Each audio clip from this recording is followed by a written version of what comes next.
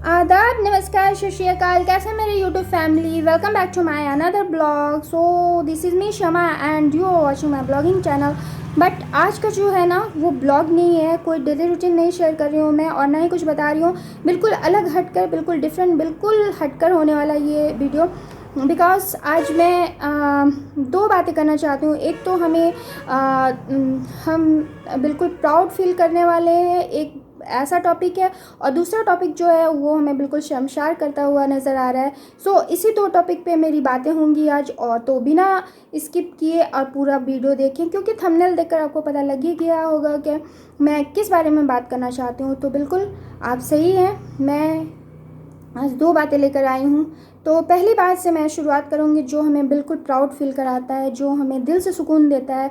तो वो बात है हमारे देश की जो बेटियां हैं ना, वो टोक्यो ओलंपिक में हमारा जो नाम रोशन करें, जिस तरह से उन्होंने खेल दिखाया और जिस तरह से मेडल्स जीत रही हैं, तो हमें बिल्कुल उन पे गर्व महसूस हो रहा है, बिल्कुल प्राउड फील कर रहे हैं हम। सिर्फ इंडिया में नहीं, इवन पूरे वर्ल्ड में हमें बिल्कुल फ़ख्र महसूस करा रही हैं। हमारे देश की बेटियां जो है वो बहुत ही बेहतर खेल दिखाकर इतने सारे मेडल्स जीत रही हैं, जैसे कि हमारी पीवी सिंधु और हमारी जो मीराबाई चानू हैं वो, और मैरी कॉम, बाकी और सब जिनका नाम मैं अभी ज़्यादा मेंशन नहीं कर रही।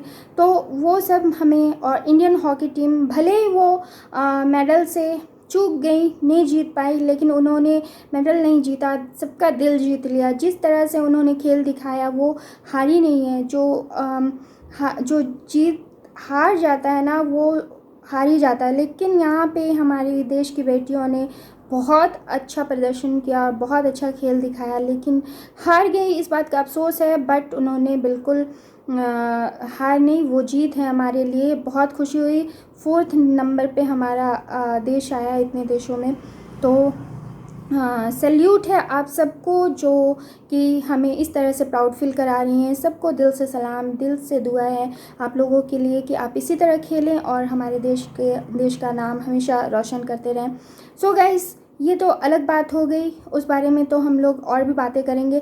लेकिन दूसरी बात जो है, हमारे देश में भी एक शर्मसार करने वाला वीडियो जो अभी बिल्कुल ट्रेंड पे है, बिल्कुल चल रहा है, वो ये कि एक कैब ड्राइवर को, एक प्रियदर्शनी नाम की जो लेडी हैं, जो कि 27 से 28 ईयर्स की होंगी, तो वो जो है ना वो जिस तरह से उन्होंने बातें करके, जिस तरह उन्होंने सो गाइस, कुछ समय पहले ये डिलीवरी बॉय के साथ भी हुआ था। जोमेटो का जो डिलीवरी बॉय था उसके साथ भी ये इस तरह की बातें हुई थी, और जिस पे लेडीज़ का सब साथ दे रहे थे, जहाँ पे उसने फ़ायदा उठाया था और उसने भी बहुत बड़ा झूठ बोला था। और इस तरह से बिल्कुल नहीं होना चाहिए। जिस तरह से उस डिलीवरी बॉय को इंसाफ मिला, उस तरह इस कैब ड्राइवर को भी इंसाफ मिलना चाहिए। कोई ओहदे से छोटा बड़ा नहीं होता। मैं मानती हूँ कि वो एक ड्राइवर था, कैब ड्राइवर, लेकिन वो ईमानदारी से अपना काम कर रहा था। उस पर इस तरह से इल्ज़ाम लगाकर उसे फंसाने की जो कोशिश करी ना इस लड़की ने, इसके लिए उसे कड़ी सज़ा मिलनी चाहिए। तो आप क्या कहते हैं इस बारे में? तो प्लीज़ मुझे कमेंट में ज़रूर बताएं। तो बिल्कुल पूरी बात की तह तक जानी चाहिए और उसके बाद ही बात का फैसला करना चाहिए। तो बने रहिए वीडियो में। Thank you. इस लेडी ने जिस तरह से उस कैब ड्राइवर के ऊपर इल्ज़ाम लगाया कि उसने उसे टक्कर मारी, वो रास्ता क्रॉस कर रही थी, उस वक्त कैब ड्राइवर ने उसे आकर बिल्कुल हिट किया, और उसने उसके बाद ही उस पर हाथ उठाया। तो नहीं, ये बिल्कुल सच नहीं है। जैसा कि आप देख रहे होंगे और भी वीडियोज़ चल रहे हैं यूट्यूब पे, तो उस पर पता साफ साफ देखा जा सकता है कि सीसीटीवी फुटेज में भी ये देखा जा सकता है कि सच्चाई क्या है। लेकिन बेवजह बेकसूर को इस तरह से मारा गया, इस तरह से टॉर्चर किया गया, और फिर उसे थाने में बंद भी कर दिया गया, उस पर केस भी दर्ज हो गया। लेकिन जब सच्चाई सामने आई तब उसके बाद सारा खेल उल्टा हो गया। और उसके बाद जो इस लेडी प्रियदर्शनी ने जो अपने बचाव में जो सफाई दी है वो बिल्कुल बेबुनियाद है। बिल्कुल जैसा लग रहा है कि वो बिल्कुल साइको है, बिल्कुल पागलों की तरह बात कर रही है। तो ये सोशल मीडिया का ज़माना है। आप इस तरह से किसी पे इल्ज़ाम नहीं लगा सकते, और अगर झूठा इल्ज़ाम लग भी जाए तो सोशल मीडिया जो है ना उसे बिल्कुल पर्दाफाश कर देती है।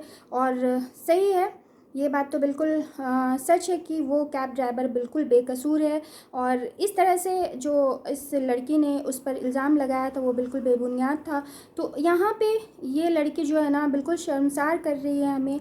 कहाँ हमारा देश और हमारे देश की बेटियाँ इतनी दूर जाकर हमारे लिए प्राउड फील मोमेंट लेकर आ रही हैं और इतनी खुशी मिल रही है हमें, और दूसरी तरफ हमारे देश में इस तरह की बातें हो रही हैं।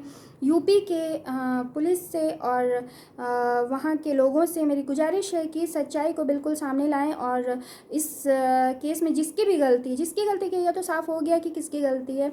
उस ड्राइवर ने बिल्कुल सिग्नल पे रोक दिया था, लेकिन उस लेडी ने बिल्कुल बेबुनियाद इल्ज़ाम लगाते हुए उसे एक नहीं दो नहीं बिल्कुल 24 थप्पड़ मारे थे, जो कि लेकिन आप साफ देख सकते हो वीडियो में कि वो जो है कैब ड्राइवर, चाहे जो भी नाम हो उसका, उसने दोबारा से हाथ कभी भी नहीं उठाया, दोबारा क्या कभी भी नहीं उठाया उसने हाथ, और उसने अपनी इंसानियत और अपनी परवरिश को बिल्कुल बनाए रखा। और उसने और ये वो वीडियो में साफ कह भी रहा है कि अगर इसकी जगह कोई जेंट्स होता, कोई लड़का होता तो मैं उसे बताता, लेकिन उसने अपना हाथ नहीं उठाया। और अब वो चाहता है कि उस पर आपको भी पता है कि वो लड़की किस तरह से इल्ज़ाम लगाने के बाद खुद को बचाने के, जब सब कुछ साफ़ हो गया तो वो खुद को बचाने के लिए किस तरह से अपने आप को ये जाहिर कर रही है कि मुझे आज 2 साल से टॉर्चर किया जा रहा है, मुझे परेशान किया जा रहा है, मुझे मारा जा रहा है, मैं बर्दाश्त कर रही हूँ। पता नहीं वो साइको है या क्या है, ये मुझे नहीं पता, लेकिन इस तरह से जो वो अपनी सफाई दे रही है ना, इससे साफ पता चलता है कि वो बिल्कुल मेंटली डिस्टर्ब है। मेंटली डिस्टर्ब मैं नहीं कहूँगी, अगर मेंटली डिस्टर्ब होती तो इस तरह से रोड पे किसी को नहीं मार रही होती।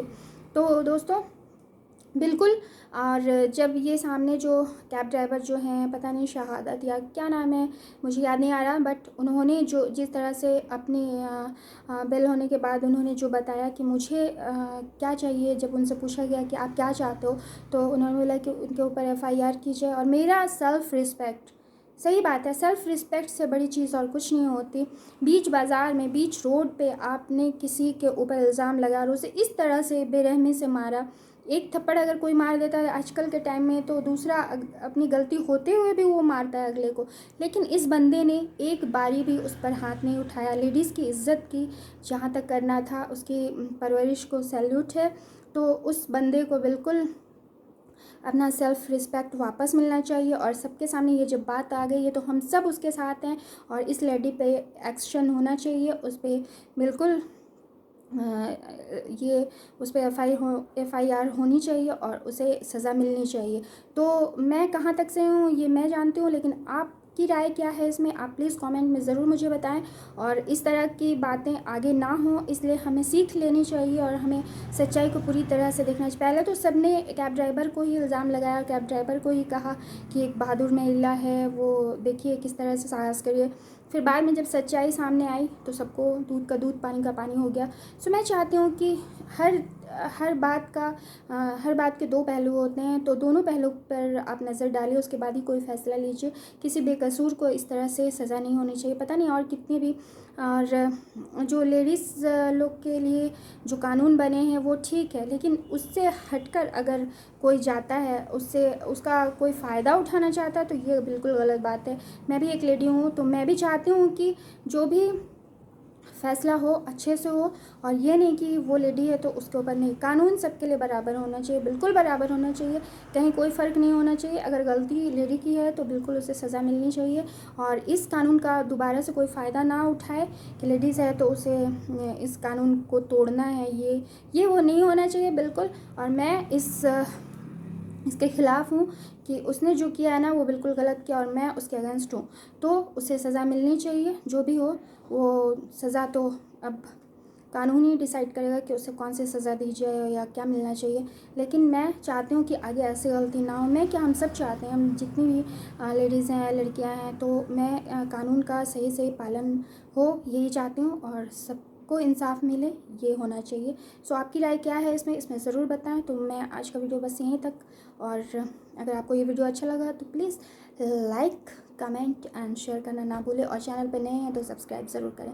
So thank you so much for watching. मेरी बातें अच्छी लगी हो तो मैं आगे भी ऐसे वीडियोज़ लेकर आऊँगी। अगर आपको अच्छी लगी हो तो प्लीज़ कमेंट बॉक्स में मुझे ज़रूर बताएं। So thank you so much. for watching. Bye bye, take care, Allah Hafiz, bye.